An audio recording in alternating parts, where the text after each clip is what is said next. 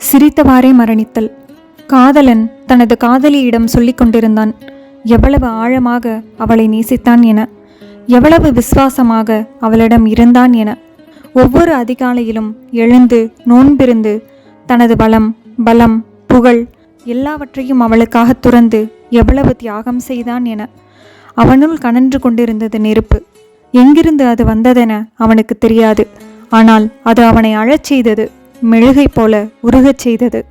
அவள் கூறினாள், நீ செய்தவையெல்லாம் சரிதான், ஆனால் இதை சற்று கேள்.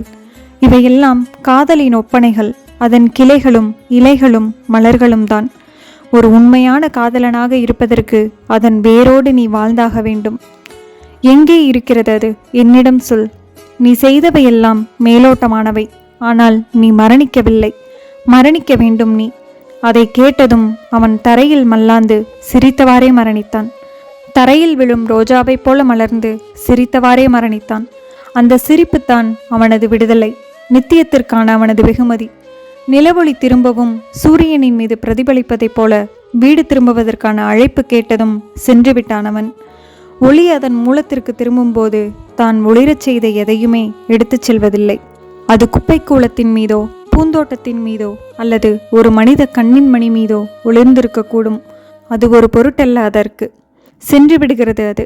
அப்போது திறந்த வெளி வெறிச்சோடுகிறது, மீண்டும் ஒளியை வேண்டி ஏங்கியவாறு. ரூமி தேர்ந்தெடுக்கப்பட்ட கவிதைகள். தமிழில் என். சத்யமூர்த்தி.